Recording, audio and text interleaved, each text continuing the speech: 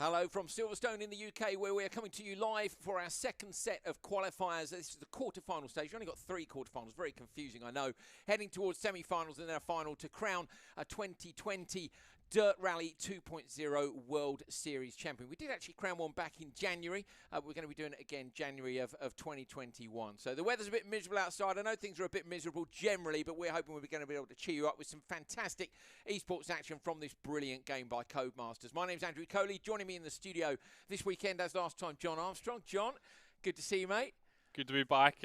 First time was amazing. Very close action, close times.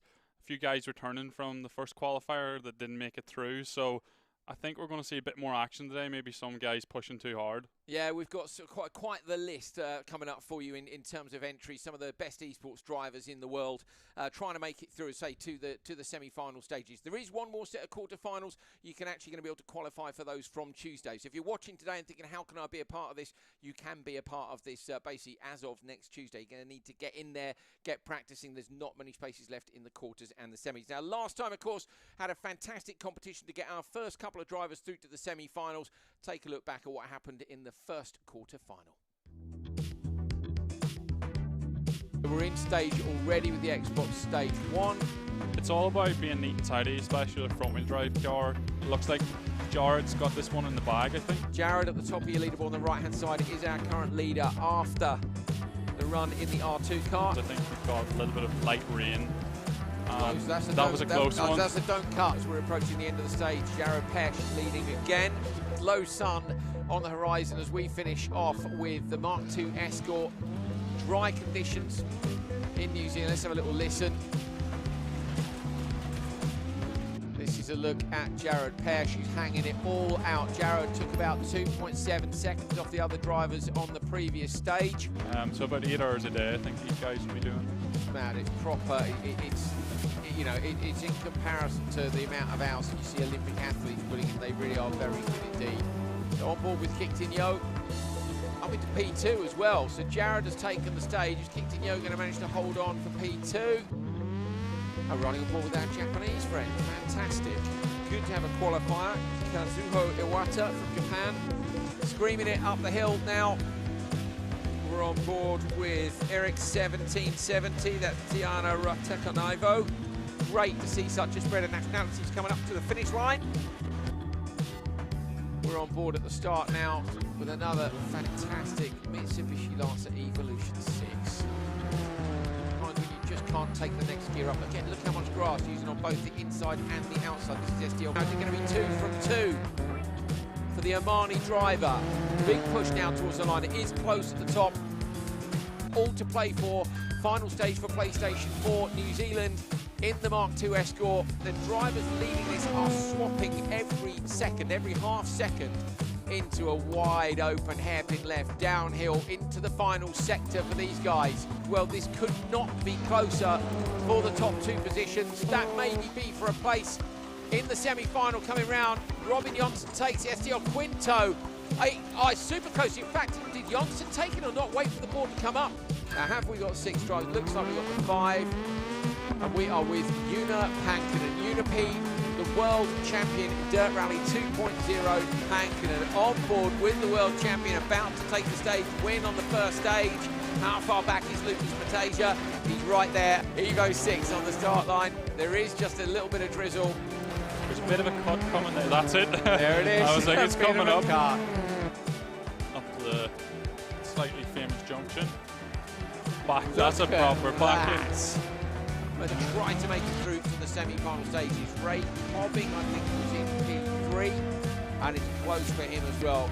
The Cobbing, I think, will need to win this by some margin to be able to take Matasia or Pankinen. They should be booking themselves a slot in the semi-finals if they make it through to the end of the stage. And that is, when you're backing it in like that, that is by no means a foregone conclusion. Trying super hard, couple to go.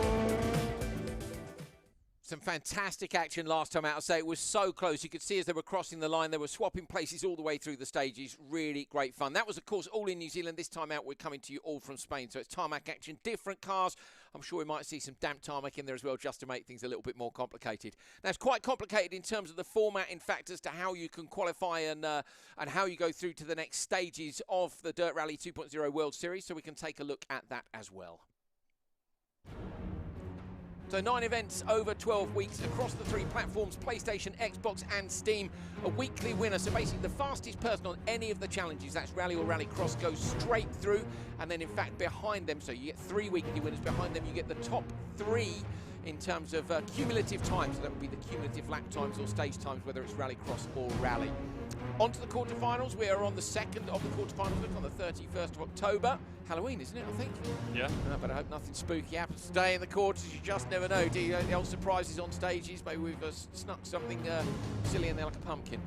So you make it through to the semi-finals in December. We've got 1 more set of quarterfinals, then the semi-finals, and then the grand final, scheduled to take place at the Autosport Show in January 2021.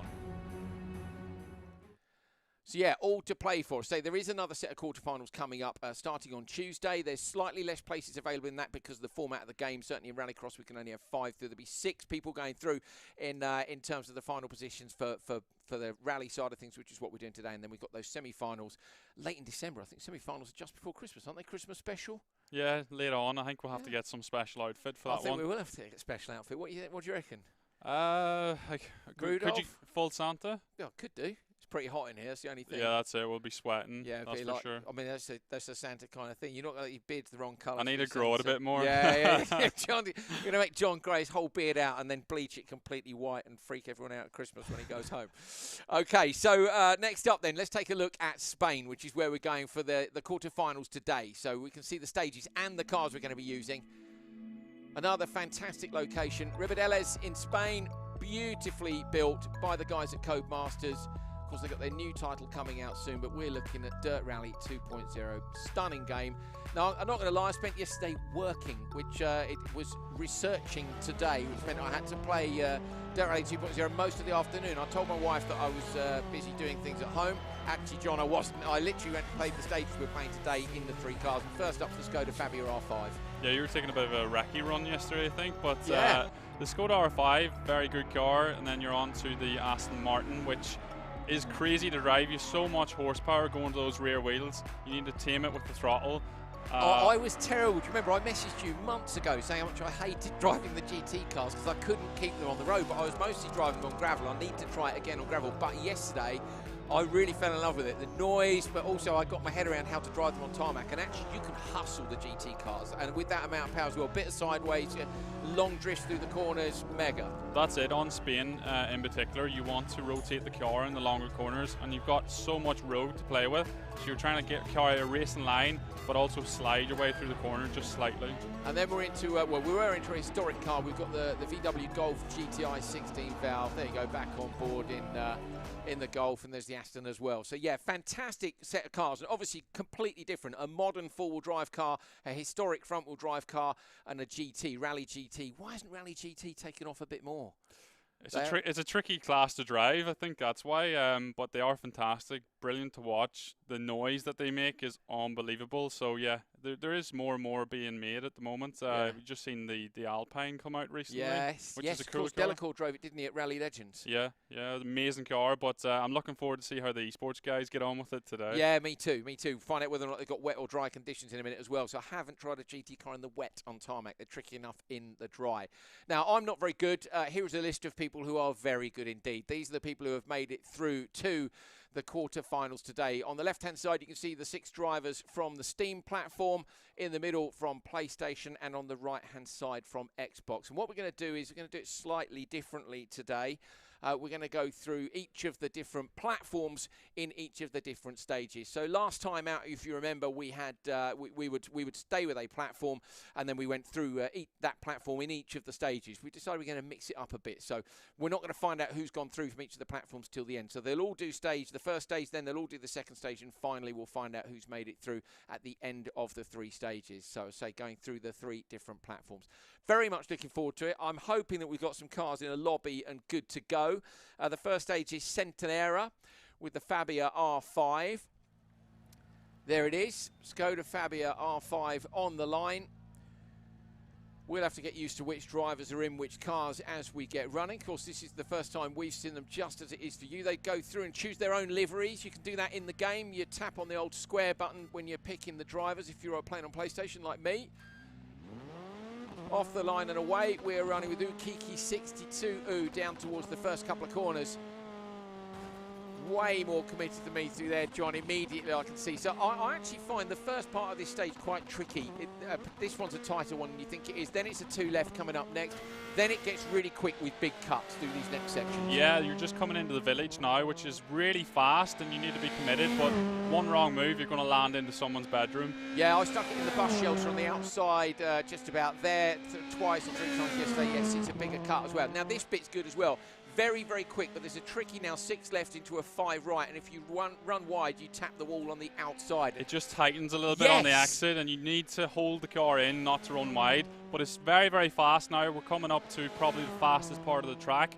It's up, flat out in 5th gear. They're going to be on the limiter down this straight now. So that 5 left there, I remember playing with my mate Drew last year in the Skoda, in the 208 R2, and I came up and there's a 5 left. And as I came up to it, high in the revs and 6th, I was like, I'm taking it flat.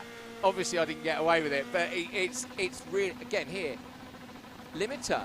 So interesting, that's geared quite low for me. We're on board with EXR Tiger. Let me have a look and see who that is in terms of usernames.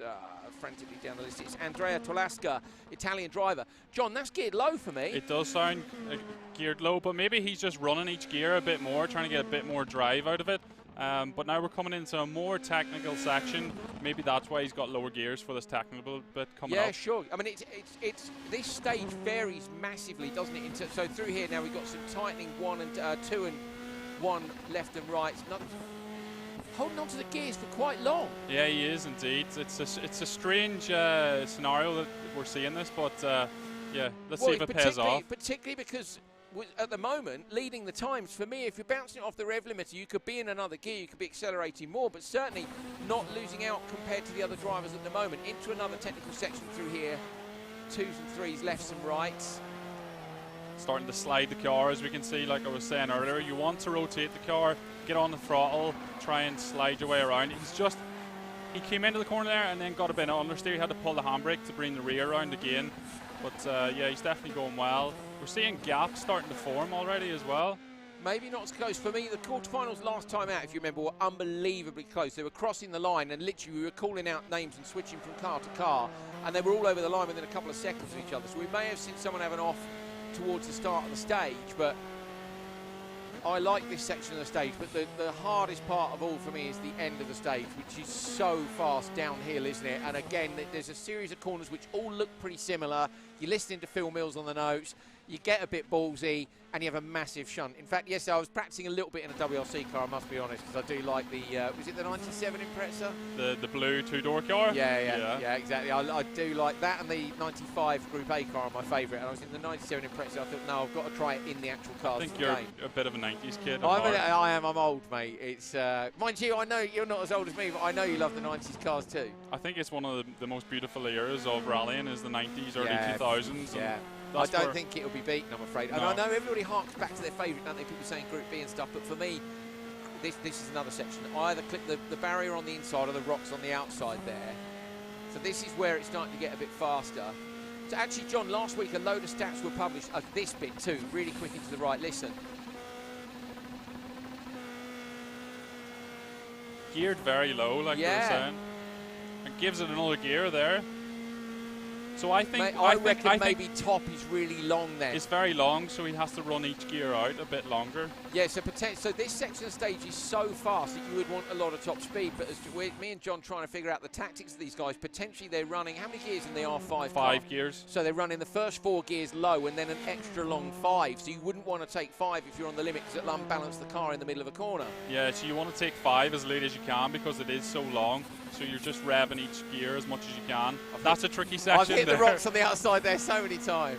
So we're just zoning in on the end of the stage. Now this is very fast as well, up to the top of 5th gear. And then one of the last corners is a left-hander that just tightens late. Is it the last corner? Because I was going to say yesterday I binned it on both runs. Is that one? It was that one. Look how close he was. Yeah, that was. He's risking it for a biscuit here, but coming down and taking it, EXR Tiger, but it was so close between them at the top there. And in fact, not a lot in its own. So Gecko GSR is a fair way back here. Front end damage, we think, on this, so potentially an off towards the start of the stage. There we go. So EXR Tiger taking it from Kiki62 and Paolo FRFG. Then it's TX3 Razor, Vince Bartok, and Gecko CSR. Let's go to Fabio R5s. What was the difference? 441. So 441.8. John's going to get his pen out and start scribbling. Nice one, John. I was just about to do the same. And in fact, there's only 3 seconds then between the top 4. If you look on the right-hand side, there's only about 5 seconds down to Vince Bartok. Gecko CSR with a bit of work to do, unfortunately. So again, a lot of French drivers in. And we saw this last time. Of course, this is Xbox. So yeah, so we've got in Xbox we have 1 Italian driver, 4 French drivers, and 1 Hungarian driver. On PS4, which we've got coming up next, we've got 3 Japanese drivers. Now, last time out we had 1 Japanese driver, who I'm trying to figure out which of our drivers it was. Was it Ryohei Iwami? Huh? Edwata Kazuno. Yeah. So, Steam next, we're hearing. Okay, we're going Steam next. We're not going PS4 next. We're going to go Steam next. But either way, so yeah, we've got 3 Japanese drivers in, which I'm really looking forward to seeing.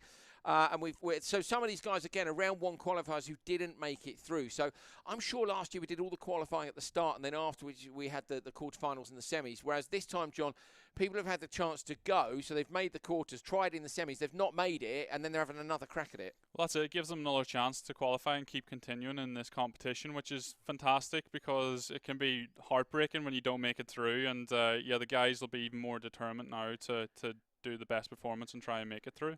And for me, I think what we'll see as a result of this is maybe, you know, sometimes you see someone who's amazing have a bad day. To be fair, we saw the usual suspects, you know, Pankin and Del Olmo up at the top as normal.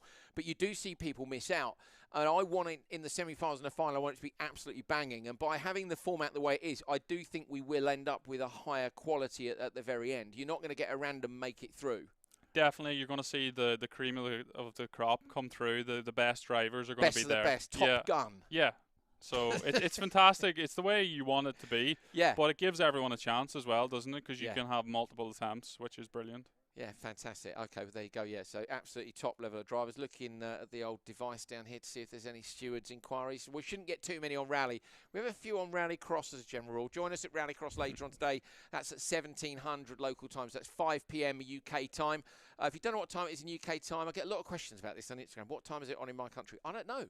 So I don't live there. So if you go on your iPhone and you just add London to the list of times, there you go. That's what time it will be, 5 p.m. There's our top tip for the afternoon.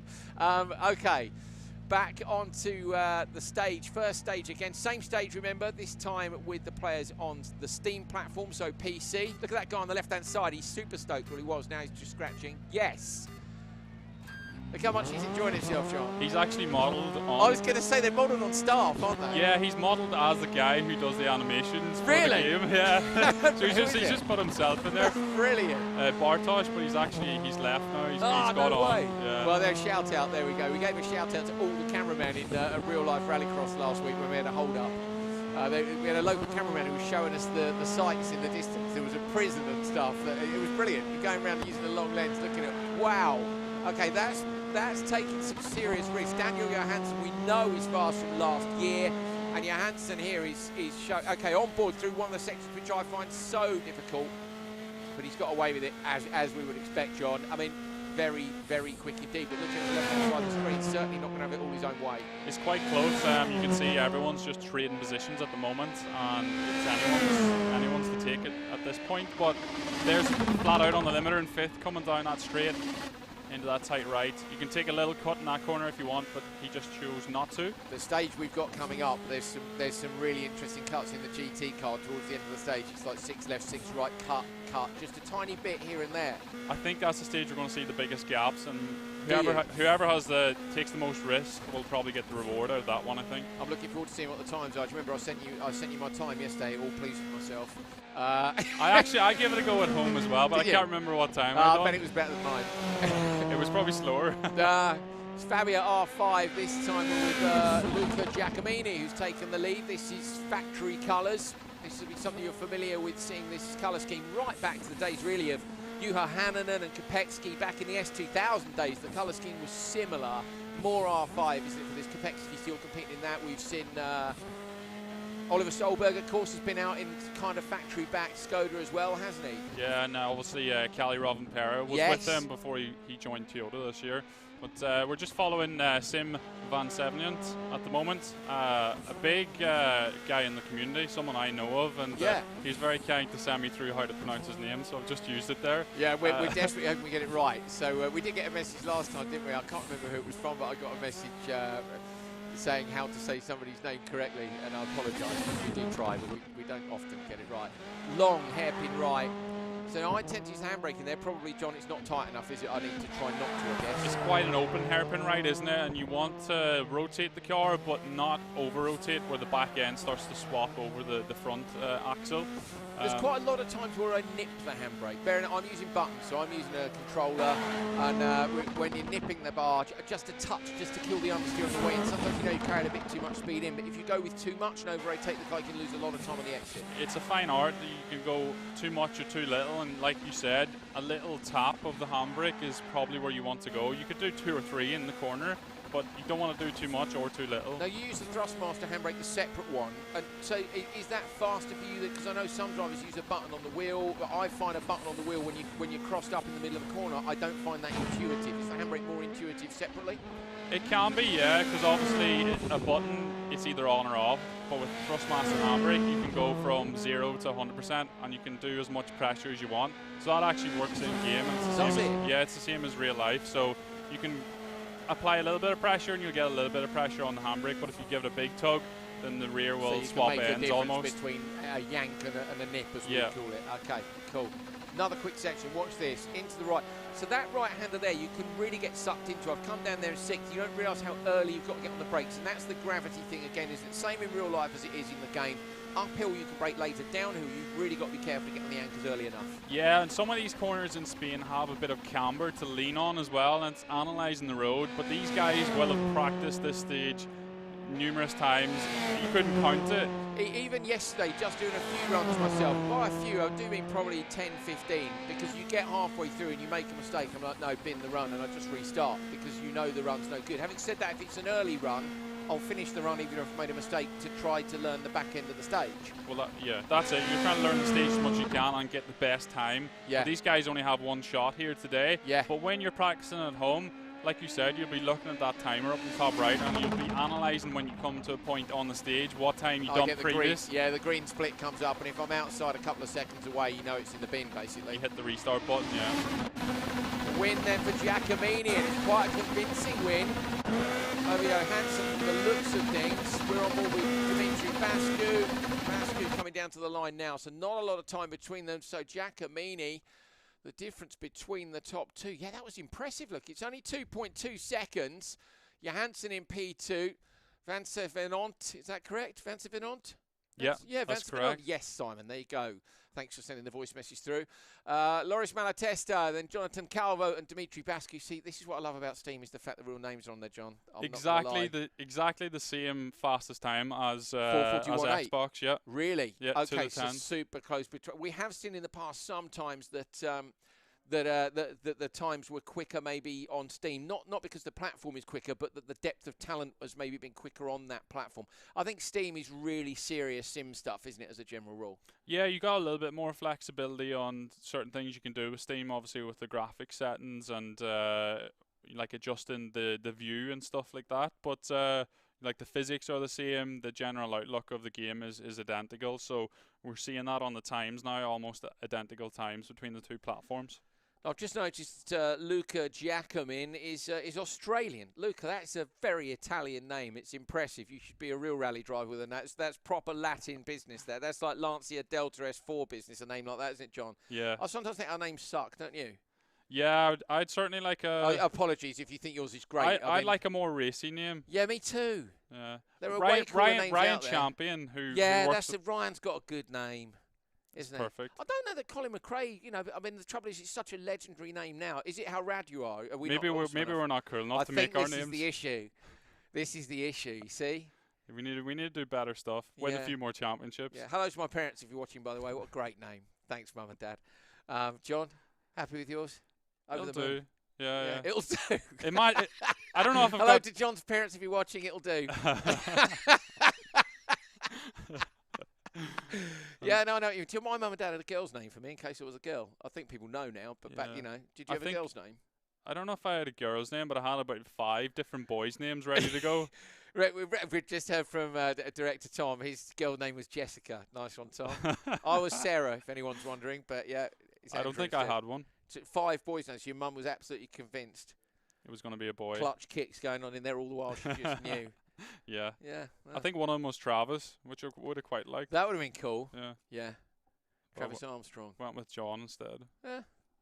There we go. Anyway, that's the analysis of the names done for today. We always like to make sure you have an interesting interlude in your esports action here from Silverstone in the UK. So the weather here is miserable. It's so wet. It's horrible out here. Coming up this morning, I have to say it was terrible. It was like the worst weather you can get on dirt. It really was that bad. Aquaplaning? Yeah, not really. I was in my wife's Polo. She'd be cross if I was aquaplaning. It is on a set of ditch finders. No expense spared because it's a town car as a normal general rule. But it did come up the motorway to Silverstone today. Not really that exciting. I'm excited about the livery choice here. I'm not going to lie. We move on to PlayStation Stage 1. John, I don't know what the side of the livery is, but it's SDL Quinto. Okay, so Quinto Del Olmo out on stage. We can expect a decent time here, I'm sure. Is this the all-black livery? That's the completely all-black, full black livery. Sick. Yeah, it looks so good on an R5 car. What would you go for though? So when you win the lottery, because it's always when, isn't it? When you're rally driving, you definitely need some money. All black or all white? Or something else? I think I would go with yellow. Yeah, there's not enough yellow rally cars out there. Yes. My first 3 rally cars were yellow. So I had yellow on my first one, a Vauxhall Nova. The second, that was red and yellow. Mine was a Nova as well. Yeah, yes. No one can see, but we've just... Oh, off. And off, on board, off there. And that's going to be a lot of lost time. John, that was that section we were talking about. It's the 5 that tightens ever so slightly. Yeah, it just tightens at the end of the corner on the exit, and you need to hold in, keep your line, not to go wide and hit the rock face like you just did. That's gutting though, so you can see straight away dropping back off the back of the pack. And now you've got to have a bit of a reset and try to get your head on and carry on with it. It's Guillermo Ferreira, the Spanish driver, 10 TFS Willie, the username. We're back with Kazuna Kota, and that is Kazuho Iwata. Qualified in round 1 but didn't make it through to the semi-finals. So, okay, interesting. I'm sure Iwata was very quick last time out. He's a very quick driver. I know that. I've raced him in real life, or not in real life, but in esports terms. Esports real life. No, yeah, outside of Dirt Wheel World Series, but yeah, he's very, very quick. I think he'll make it through this time. Armco tap on the outside. John Armstrong, of course, referring to real life because he competes at the highest level in both esports and in real life. Posted an onboard the other day on his Instagram in a mini WRC car, which was very impressive. Very jealous of that, mate. We'll have to get you running one. Yes, I'm up for that. Let's have a word. There's a lot of things on the list of things we need to get sorted, aren't there? So into the technical section now, coming down towards a tight left-hander. And then the exit through here. Now, again, there's a series of lefts and rights. Before you turn left, John, you'll know where I mean. There's a junction left into the far section of the stage. And again, through here, most of these corners tighten on the exit to a rock face. Yeah, and a lot of these are hairpins, but they're long hairpins, so you don't want to go with a big tug on the handbrake. You want to sort of almost drive around them with a bit of rotation. And the guys will have set their cars up to do that. They would have wanted to have the rear stiffer than a normal tarmac stage. You think if you have a stage in Germany or Monte Carlo, you're going to have the rear pretty soft. But on these stages, you want the rear a bit stiffer so you can rotate the car. Tidily done. So the section I was talking about is coming up next, and you'll know the bit I mean. I think it's mostly 3s and 4s, isn't it? Just before the junction, with the cliff face on the rock face on the outside. Yeah, I do. I enjoy the Spanish stage. I have to say, I find Poland stages the hardest. I'm not very good at those at all. It has to be said. I haven't played them much as a result. I sometimes think you play the stuff you like. I love New Zealand. I like Spain for tarmac. I like Germany for tarmac. I spent a lot of time in the 306 Maxi in Germany. This section here, John. Yeah, he's just come through a couple of sort of medium corners. Then he turns left now. There's a 5 left, isn't it, into a turn 2 left, which I actually reckon is 3rd. Here it is. That's it. Yeah. And now it opens out. Now it gets quicker and faster to the finish. So this is the section we're talking about. Coming down here, again, don't run too wide. Another series of rights and lefts. And then you get a very quick section down to a braking zone for what's a 4 right. Coming up next. Here we go. Brave into there. Fully lit. I was expecting him to brake So more was than that, so I was very committed. We're seeing a really close battle between SDL Quinto and Kazuna Kota here to the finish. Yeah. Kazuho Iwata trying to take the fight to Quinton. Qualified for the Rallycross last time out, Quinton Del Olmo. No, sorry, qualified for the Rallycross, I think today it is actually. Maybe last time, can't remember. Oh, that was a bit of a moment. Just got away with it. Almost hit the barrier on the outside, but managed to straighten up just in time. There, some of the corners you've got that concrete culvert here on the inside, which you can use, haven't you? But if it's, you know, you lift the wheel out of that and you lose what we call the hook, and you're running wide. And sometimes when you drop the wheel into there, depending on the way that you've got your differential set up, it can make you have less traction, and the torque of the car isn't being put down as good as it would be on the tarmac. Lots of people on the limiter in lots of places. Quinto took it, but it was by the tiniest of margins from Kazuho Iwata. There it is at the top. Yeah, and it was tiny. Look at that. 0.3 of a second between SDL Quinto and Kazuno Kota, and that is Quinton Del Olmo. And as I say, it was Kazuho Iwata, so very close between them. We have in P3 Takumo Miyazono, Japanese driver as well. And then, in fact, there must have been an issue, look, for the third, for Ryohei Iwama at the bottom of the page there, because Ryohei Iwama qualified for the Rallycross. Oh, is that today? Yeah, Ryohei's actually qualified. So, yeah, Ryohei Iwama qualified last time and didn't make the semi-finals in Rallycross this time, actually. So I think that's the one Japanese driver who's qualified for both Rallycross and Rally. So that's some hours that have been put in, because the two disciplines are quite different. It's a lot of commitment to practice for both disciplines. You're maybe going to split your 8 hours a day in 4 and 4, but yeah, I couldn't imagine how tough that is. But yeah, it was interesting that PS4 actually almost 2 seconds faster than the other platforms' fastest times, and the top 2 drivers were faster than the other platforms. How much of a difference does it make, do you think, when we come to a LAN final and we end up on PC, or even if it's a remote final and everyone ends up with the same kit, which is what we'll do if it becomes the case? What do you do then in terms of how different does it feel? Obviously you work at Codemasters, so you're working on the game as a whole, but on the 3 platforms, is there much difference between it? On the platforms, no. I think the main difference will be the feeling from the equipment that they're driving with. Yeah. So if that's different between what they use at home and what they use in a finals, Got you. then they're going to struggle a little bit because they'll have their preferences on the settings that they use. Yeah. And yeah, it's obviously a totally different system. The feedback is going to be different. Yeah. And I think that's where the big difference will be. Yeah, switching between and getting a feel for what the car's doing underneath you. Okay, cool. We're waiting on one driver getting themselves into the lobby, and then we're going to be heading into the next stage. So this is going to be Xbox up first. We're going to be using the Aston Martin Vantage V8 GT4, which is in the Rally GT class, RGT. It's a proper piece of kit. Oh, it's a proper piece of kit in the dark. See, I practiced yesterday in the daylight. Okay, no, I didn't. I'm just going to say it was dark because I'll probably be quicker in the daylight. So you should have beaten them then. I know. I shouldn't have said, should I? But have a listen to this. We're going to listen in off the start because it's absolutely mega. Here we go.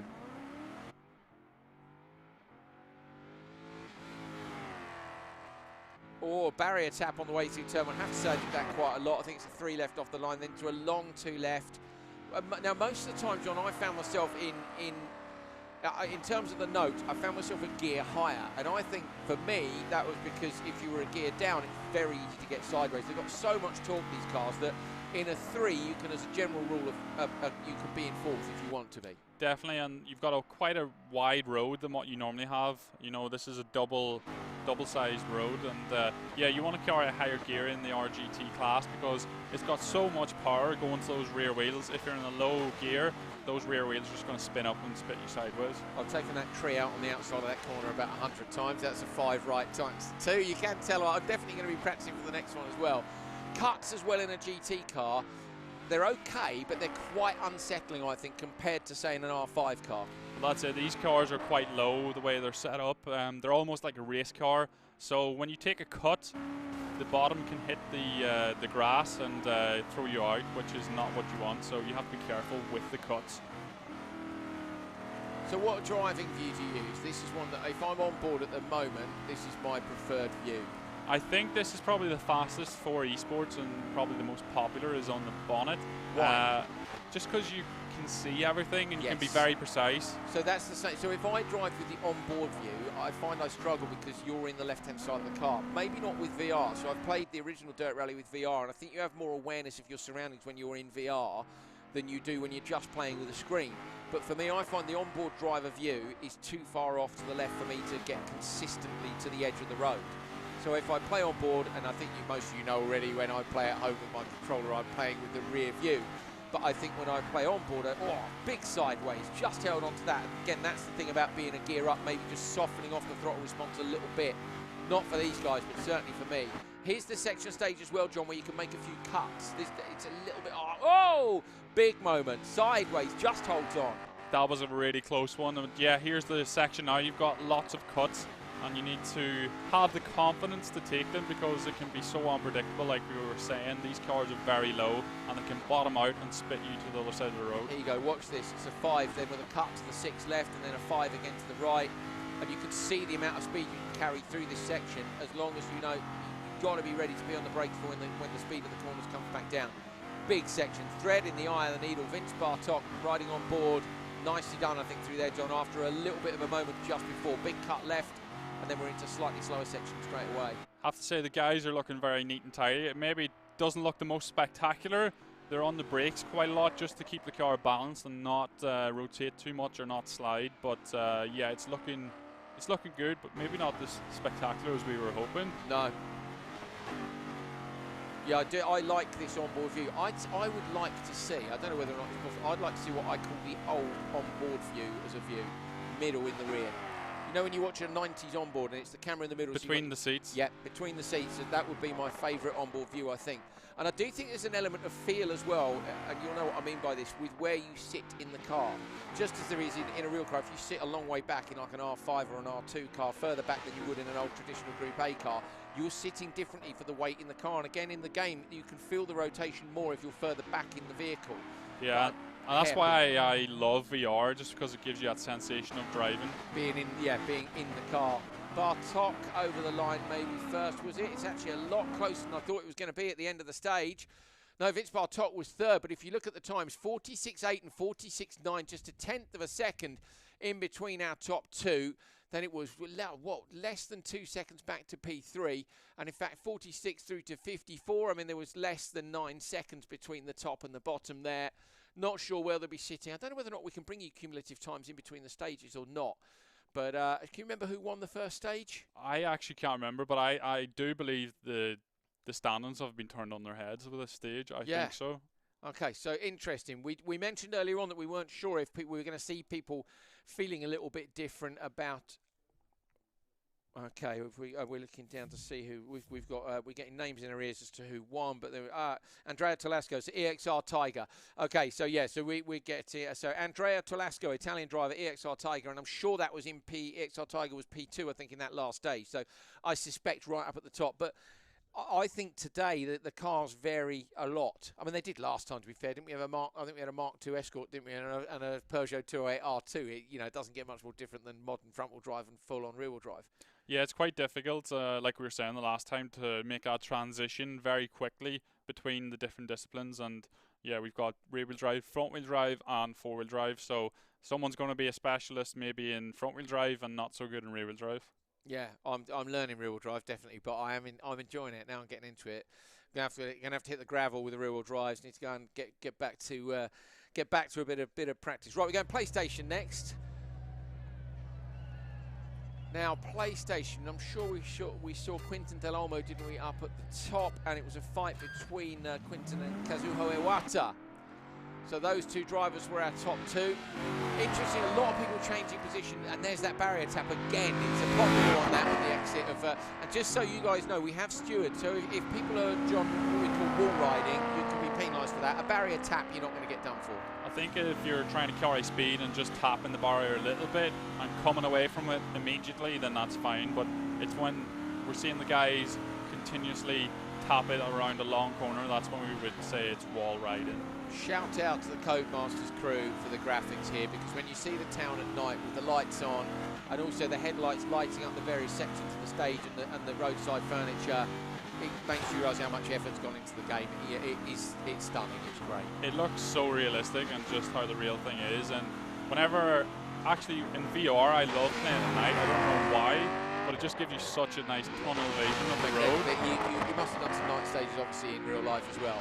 Yeah. There's nothing like it. So I've only done a couple in my career, but when I've done them, you come out of the stage, forest at night, particularly when there's no roadside furniture. It's proper dark, and all you've got is the lights. My God, it feels fast, doesn't it? There's just something special about it. No, it's you freaky, get this isn't it? tunnel Almost. vision. Yeah, you do. There's nothing and it comes at you so fast. Same here though, tunnel vision for these guys trying to make it to the semi-finals of the Dirt Rally 2.0 World Series. Transition in a GT car, fair play. I think the interesting thing is though that Quinto is in 5th and Kazuna Koda is battling for the lead. So I wonder if there was a problem then for Quinton Del Olmo. No, you look at the left-hand side, you can see how close it is. So if you see somebody drop off the back of that, you know as a general rule they've had a shunt. But at the moment, it couldn't be closer between them. So as Quinton Del Olmo got something up his sleeve for the end of the stage, wouldn't put it past him. So this is the sections now with all the little nibbles, little cuts that they're taking. You see around this corner, you take a nibble here and over the crest, and then this is quite flowing. The guys are on a nice rhythm here, and that's what you need to be fast in Spain. Just a shout out to our Japanese friends. It is midnight in Tokyo at the moment, so those guys are staying up late. I know as a general rule, even with the real life rallycross, we have some people getting up in America at 3 in the morning. So they'll either stay up, but I think the sensible ones go to bed early because they don't want to get up and then miss a later session. So that's why these shows are on at the time they're on. So basically what we're trying to do here by being in the afternoon in the UK, yes, big cut left, is to catch as many time zones as we can. So we try to keep it fair, don't we, John? We don't really want someone up at 3 in the morning. And I say, if in Japan it's 11 o'clock at night, fair enough, nearly midnight.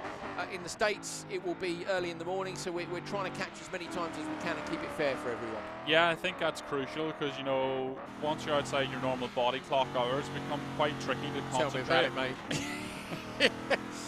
Yeah, many a day spent. In fact, yeah, I've been lucky enough to go to Japan a couple of times. And yeah, you're right, your body clock can really mess you up. So we do our best to make it fair.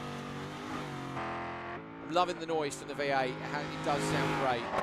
So again, that's one of the things I quite like. This sometimes when you play from the rear view and you get the exhaust noise, I quite like that, but there are other times when you're on board, and this is another thing I love about the detail of the game. On board yesterday, you could hear the chatter when you lock up into the corners, and I love that. That detail is insane. Down to the hairpin, last corner now, and this looks to me it's going to be a win for Takuma Miyazono.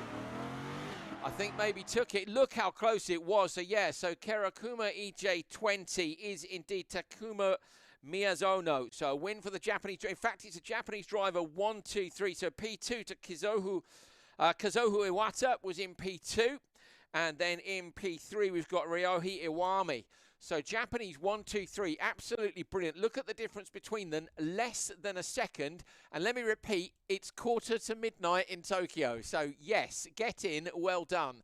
SDL Quinto 345.8. So only losing 1 point. What is it? Yeah, losing a couple of seconds there, and unfortunately a disconnection as well. So that is a real shame. I think that was Guillaume Febreriera, who I think did okay in the first stage. Disconnection is a bit of a disaster, I'm afraid. That's basically like a mechanical failure in real life. Impressive from the Japanese trio.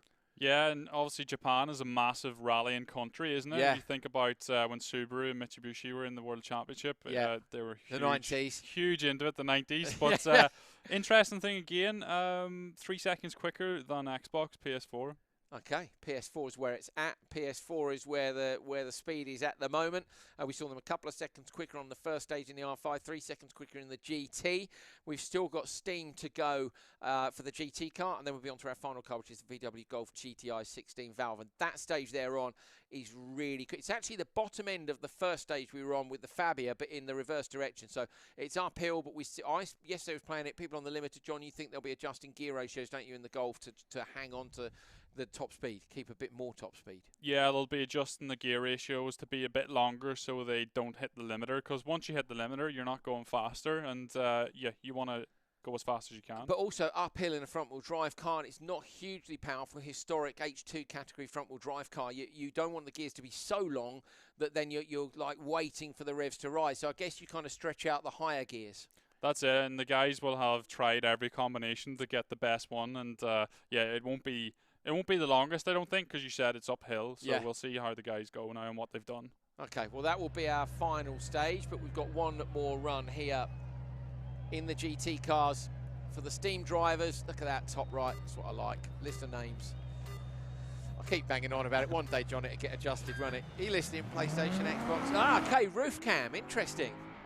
Yeah, that's it's one of the cameras we have in the replay, so the dynamic camera that flicks between. I'd quite like to be able to pick roof cam, I think, for onboard. What do you reckon? To drive with? Yeah, maybe. The thing is, it's maybe cheating a bit because it's slightly higher and you can see a bit more of the road. But I don't know. What do you reckon? We do see a lot of other games like F1 have that view. I use it Project on F1. Cars have it as well. Yeah, I use it on F1 again because it's centralised. I love a centralised view.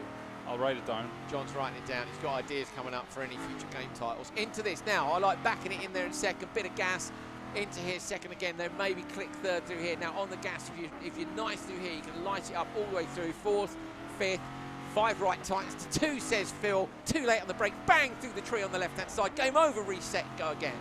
Yeah, that's what the restart button's for. I'm an expert at it. You think I'd learn? But still, and the other one, you can't see it, there's a section of this stage that's got pylons on it, and there's a 3 left up the hill there. Yesterday, I was in there, just backed in a little bit on the gas, just to tidy, you know, and then I'd drop it off the left-hand side and be denied. You didn't go into the pylon, no, did you? No, not into the pylon. Not into the pylon. I've got an onboard video actually of was it WRC onboard? I don't know. It's one of those old Duke videos, you know. I've got 1 and 2. I've got some mega DVDs, mate. You should come down to my place for a day. We have a day of playing. Actually, there's no point in playing dirt rally against you. I'll get thrashed. A day of onboards. Drew does it. My mate Drew, photographer Drew Gibson, comes down to mine, and we basically spend half the day watching onboards and videos from the 80s and 90s. And then you try to do it in the video game. Yeah, then we go straight into the game and just write cars off. This one, no, maybe that was it. Yes, it is. It's that 3 left up the hill, and I just drop it off the inside. Rubbish. Anyway, there you go. So high here, not using so much in the way of RPM, and getting to me almost 1 gear and using the revs, John, which keeps it a little bit smoother, a little bit more predictable. Yeah, you really want to drive this stage with the RGD class like a race driver and be as smooth as you can. Don't slide the car too much. There's actually not that many tight sections in this track compared to the first one. There's no hairpins. There's maybe 1 or 2, but it's a lot faster than the first stage with the R5. There's nothing really below 3rd gear in here except for those 2 right-handers at the start of the stage. The 2 that go through the village for me are 2nd, but the rest of the stage is quick stuff, particularly the 2nd end. Yes, that's more. Look at the flames from the exhaust. I was enjoying that yesterday as well, lifting for no reason, just to hear the pops. Yeah, but this section's so tricky. You're taking little cuts. You want to carry as much speed as you can, but the more speed you carry, the more chance you're going to actually go off and do some serious damage. Maybe that's why the GT class isn't quite so popular. That was a moment. Close. No, I would have taken the bollard on the left. I'd have just monstered that, not worried about it. Look at this, leaves in the road. You know, there's a lot of detail in here. I'm loving it. New generation platforms coming up soon, of course. We've got PS5, and what's coming out with Xbox? Series X, I think it's called. I'm not a fanboy though of consoles. I'm a firm PC boy. Yeah, I'd go PC, but is this John we want to ask? I'm getting messages here. Yeah, okay, good stuff. Okay, so yeah, our director's wondering, will the next consoles be faster in terms of, well, I guess it'll be faster in terms of the graphics, won't they? Yeah, but you'll definitely see an improvement in load times when you're going into the stages. Obviously, an improvement in the graphics as well. So, will that make a difference then to stage times in terms of what you can see? I guess if you're playing as long as you're whatever you're playing is keeping up, probably not. Well, the thing in PC, you can actually have a higher refresh rate, so you're getting more frames per second. More detail? More, sort of a bit more refreshment, if that makes sense. Yeah. So there may be a slight advantage but I always play at 60, the same as console. Do you? But yeah, you'll have a better response rate from your wheel. So now, when I talk about refresh rates, it's about how many pints. That's my idea of a refresh rate. I've got a 3-hour drive home later, so I may grab an adult beverage and up my refresh rate when I get home tonight.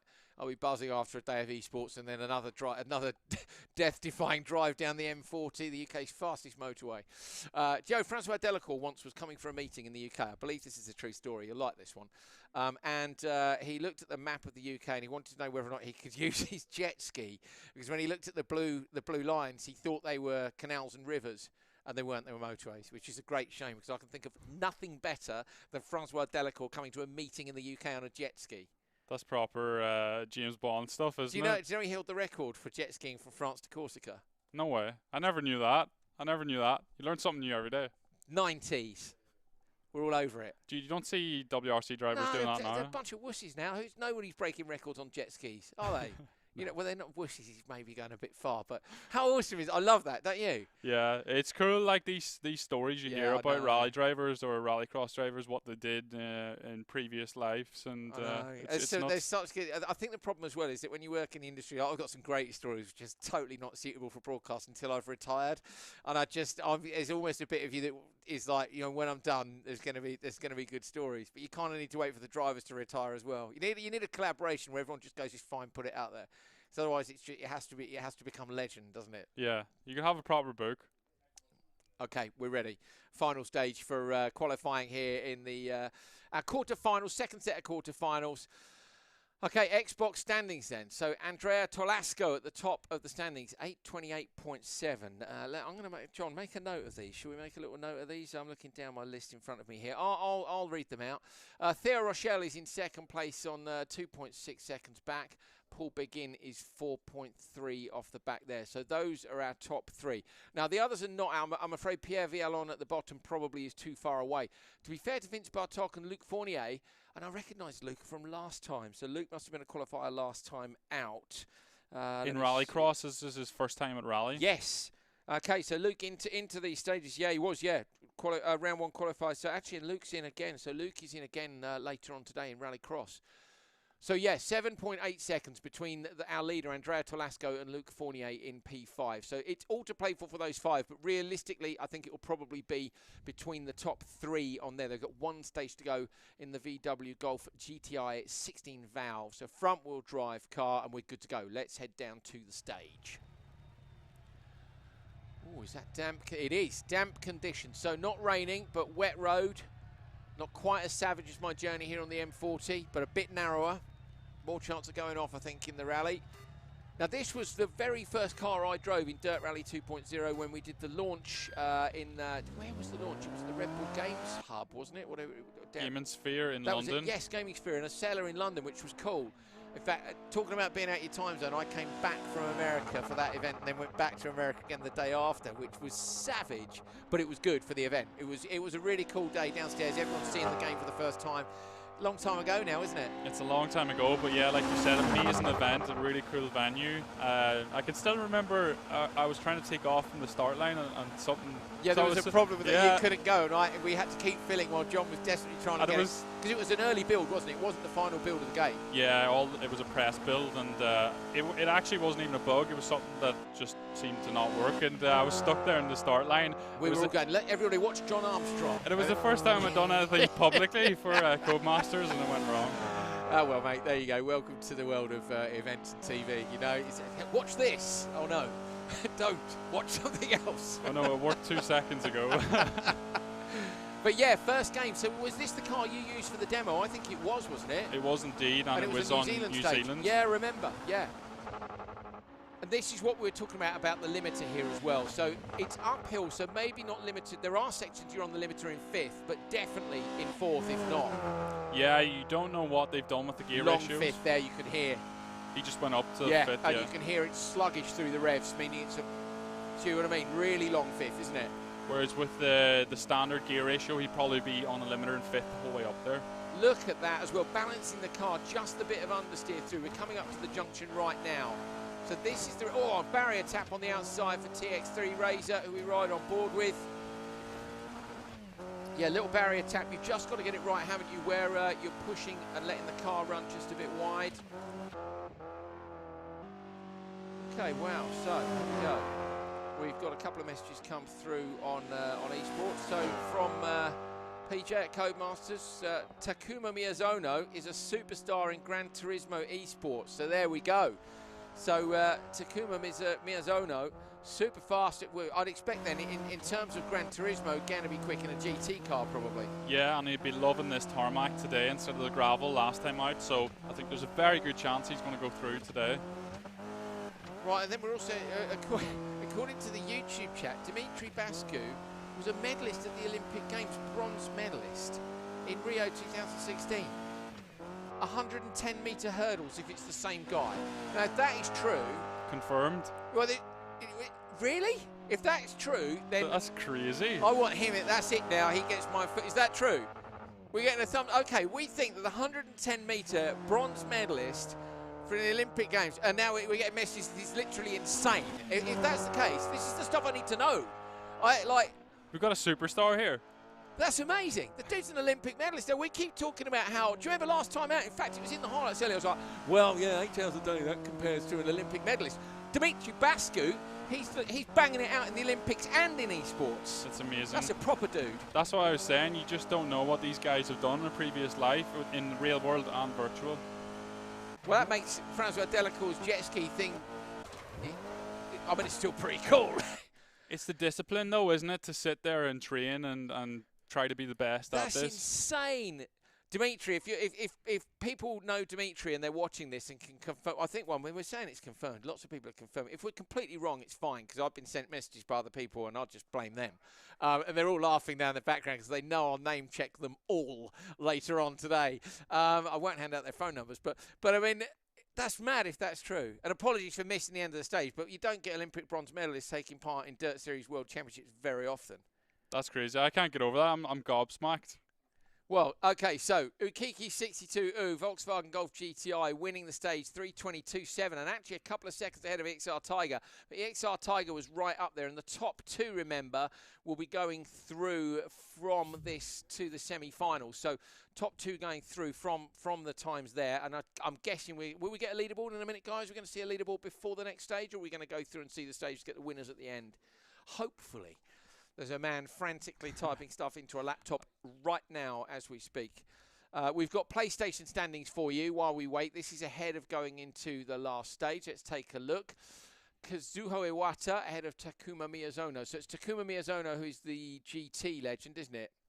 We think. Yep. And Quinton Dall'Olmo. Wow. Okay, so the difference there between Kazuho Iwata, Takuma Miyazono and Quinton Dall'Olmo. So Iwata has a 2-second lead pretty much over Miyazono and Dall'Olmo, but that's nothing, is it? We've just seen the stage won by 1.7 seconds. With respect to Guillaume Ferreira, and then okay, so the bottom two have both had a disconnection from the looks of things, haven't they? So yeah, Ryohi and Nicolo. Unfortunately, looks like both of them have a disconnection. So and 11 seconds is probably too much to make up. So John, one person here is going to miss out by the tiniest of margins, and that's going to be. Oh, that's going to be harsh. I think this is anyone's to take. They're going to give it everything. And don't forget, these guys have tried to get through in the first round qualifiers. Oh, so who did we have? So we had, Iwata did. Miyazono. And Quinto. So Miyazono, yeah, but Quinton Dall'Olmo did as well. So did Quinton make it last time? No, because it wouldn't be here this time. But has made it through for Rallycross. It says Rallycross. I can't see Quinton on the list for today. Or is Quinton through already? I think Quinton might. He's already been through. He's through. Qualified for Rallycross. Yes, so Quinton qualified for Rallycross last time. Whereas today, so Kazuho Iwata, who's the driver that's doing both? No, it's Ryohi Iwama who's doing both today. Listen to this. On the limiter. So he's chosen not to go for a long ratio. He's going for a shorter one. But these guys will try every combination in practice. They'll find out what's the fastest for them, what suits them. I think that's the thing as well, isn't it? In terms of practicing, yeah, we've already said about learning the stages enough. Obviously, you've got Phil Mills, Pace Notes, or whoever your local co-driver is, because it's in several languages now.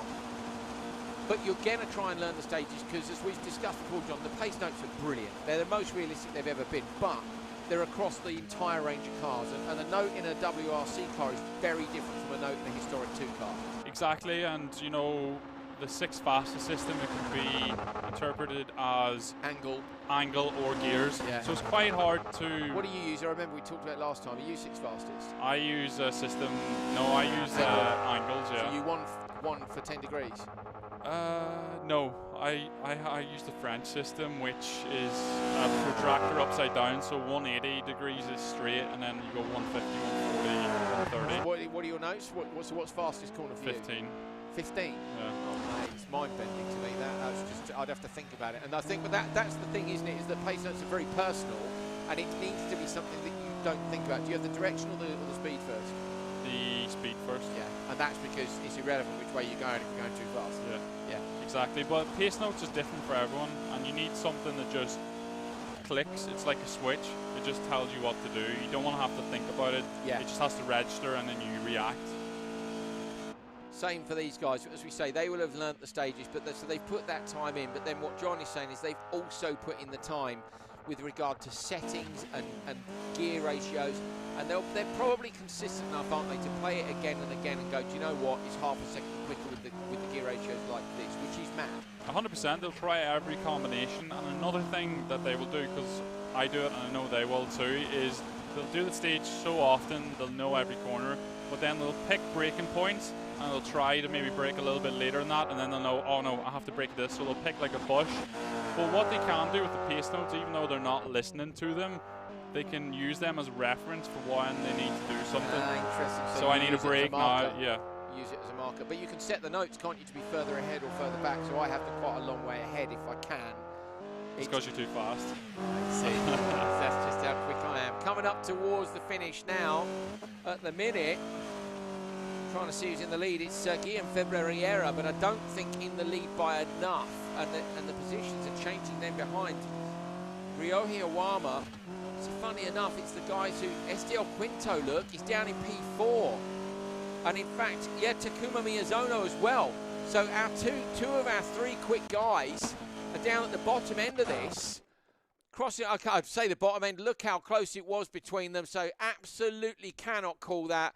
22.8 to 24.9 between the top five. And in fact, the top six here goes to show you those two disconnections cost a couple of our drivers dearly, unfortunately. But it is super close.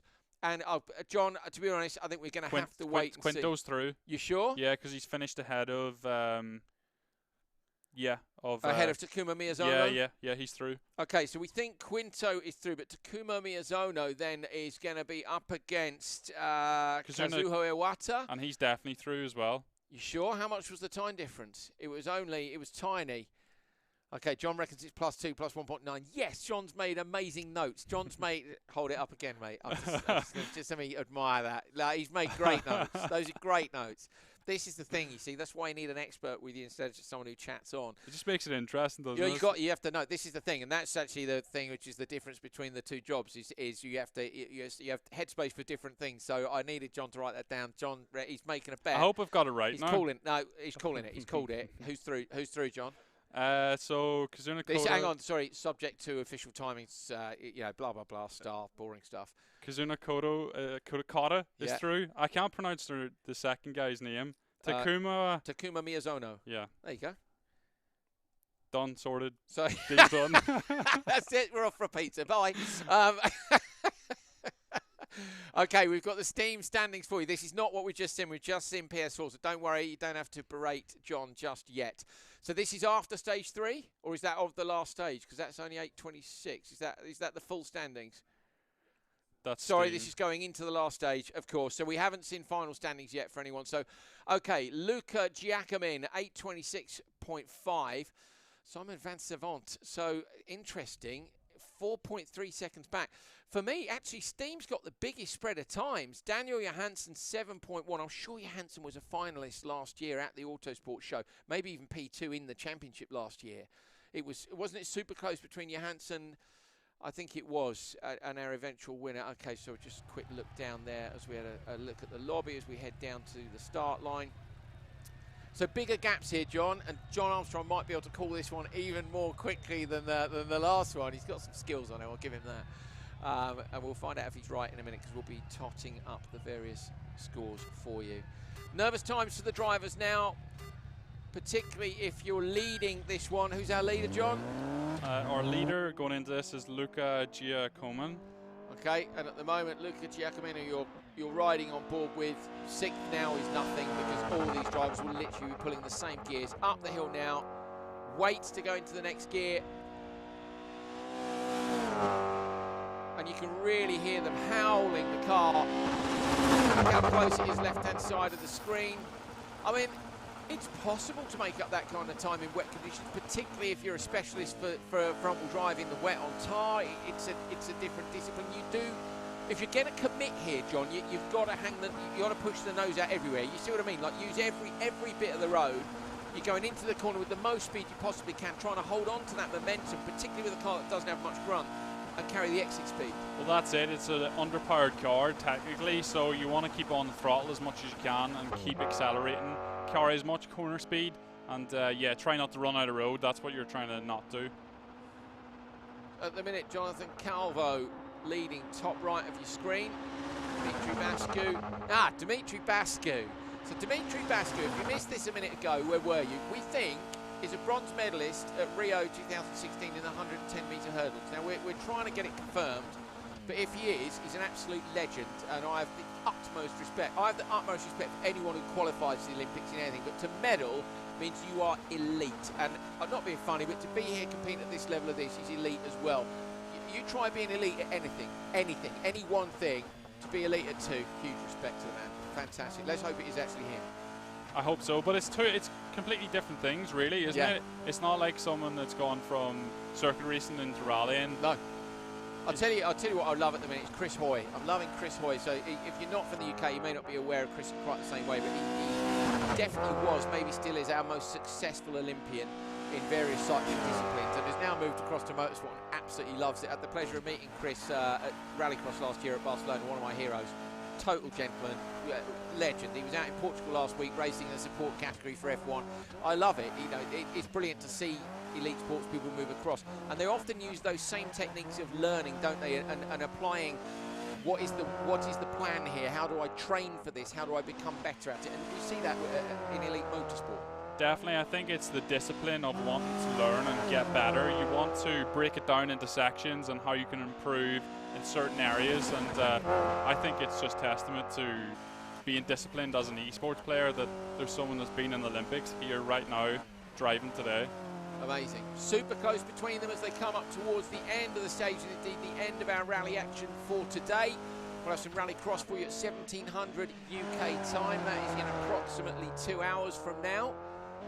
So it won't be, probably an hour and a half after this show finishes, we'll be back on again.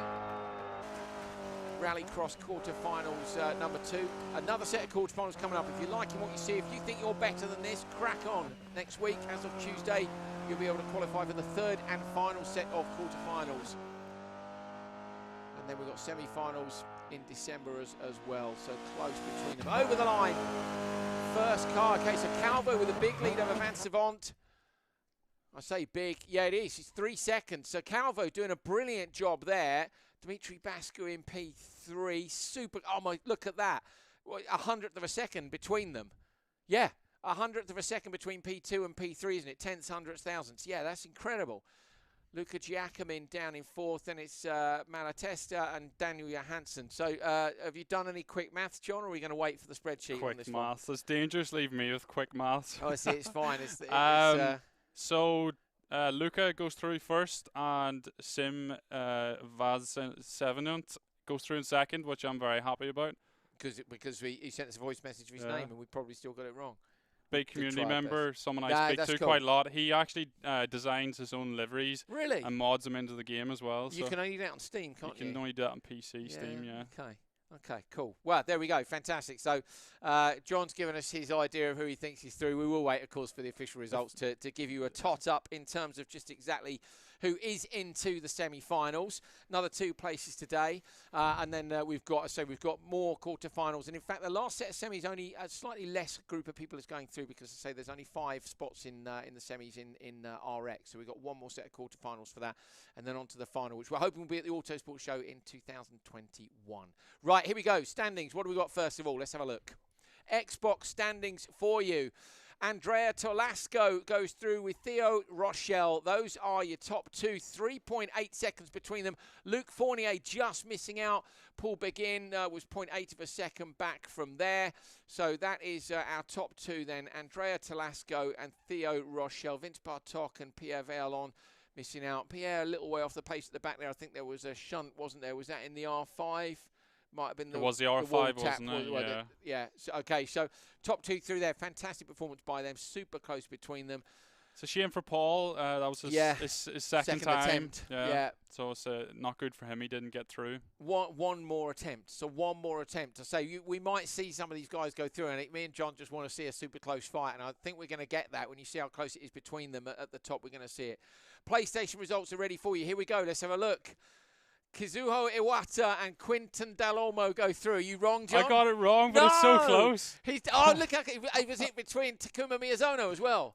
Yeah. So Takuma Miyazono just misses out. Apologies, Takuma Miyazono from John Armstrong. He added it up wrong, and that's fine. I'll be quiet now. Yeah. Don't worry. No, honestly, it's nice to try and figure it out. Say it was so close between. There was only a tenth of a second. So Quinton Dall'Olmo, look at that on the right-hand side of the screen. It's literally a couple of hundredths. Gone through by a few hundredths of a second. So Quinton Dall'Olmo does make it through to the rally side. Was Quinton through on Rallycross already? Yeah. Yes. So Quinton then is through to the semi-finals in both rally and Rallycross. Kazuho Iwata. Now, is it Kazuho Iwata who's in again later on today? I'm just looking down my list. No, it's Ryohei Iwami. So Ryohei Iwami, who's P5 here in the PlayStation standings, is going to be in the quarterfinals later on today for Rallycross. So another chance for Ryohei Iwami. Well done as well to Guillaume Febre-Riera and Nicolo Ardizone. So just a couple of disconnections for the bottom 2. So a real shame for them to be missing out. But there we go. So we've got one set of results still to come. We're just getting those loaded up. Are we ready with steam? We are. There we go. So Luca Giacomin goes through with Simon Van Sevenant. Van Sevenant. Simon, apologies. We'll get there. Don't worry. We'll get there. We get the names right by the semi-finals. That's a promise. So only 2.5 seconds back for Jonathan Calvo Gonzalez. And that Calvo, in fact, was the one who won that last stage by nearly 3 seconds. So very nearly pulled himself back into contention. Dan Johansson misses out. So Johansson's going to have another crack. Loris Malatesta and Dimitri Bascu. Bascu missing out. A shame, but as we say, full respect to him. But Luca Giacomin and Simon Van Sevenant are your qualifiers from Steam. Okay, there are your top 6 from today. From Steam, confirmation: Luca Giacomin, Simon Van Sevenant, Kazuho Iwata, Quinton Dalomo from PlayStation, Andrea Tolasco and Theo Rochelle from Xbox. 6 drivers going through hard-fought places just to get to the quarterfinals, and then even more hard-fought to take a place in the semi-finals, which are in December, just before Christmas. So will it be like extra Christmas present of making it through, or is it going to be disappointment just before Christmas if you don't? But they've got another shot. Some of those guys who haven't made it today, so there's another set of quarterfinals coming up in early December, I think. So yeah, so that will start next Tuesday. We've got some highlights for you of some of the action from earlier on today. Let's have a look at that. Can we be coming back, or are we going to disappear and come back for Rallycross? We're going to come back. Let's have a look back at some of the action from earlier on today.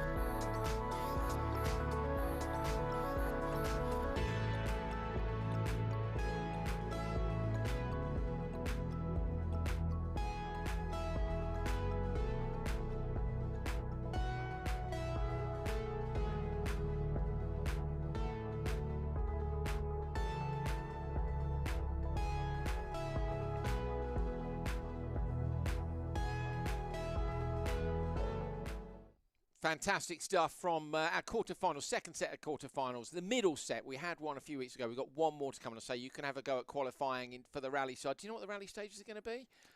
Is it a secret or is it out already? I must admit, I can't remember. I'm pretty sure they know, though. Yeah, I think they do. The competitors know already. Okay, cool. But I can't remember, sorry. It's fine, don't worry. It's fine. I have to have pieces of paper in front of me for everything. Unfortunately, the walls are too far away for me to stick it up with the eyesight I've got. So we're limited on notes to what we can have on our clipboard. Look, we hope you enjoyed the quarterfinals today. We have, coming up for you later on, we've got our second set of quarterfinals for Rallycross. Don't miss that. Completely different style of action. You guys know that already. We're looking with 3 different circuits. We've got 3 different types of cars as well, of course, across the 3 different platforms. That is going to be at 1700 UK time. I'm going to have a quick time check. So that is in an hour and 40 minutes from now. So wherever you are in the world, 100 minutes from now, join myself and John Armstrong for the second set of quarterfinals for the World Rallycross Esports Series. But that is it from the quarterfinals for Dirt Rally 2.0 Esports. Remember, you can qualify from Tuesday onwards, so don't miss your opportunity for that. But hopefully, we'll see you later this afternoon.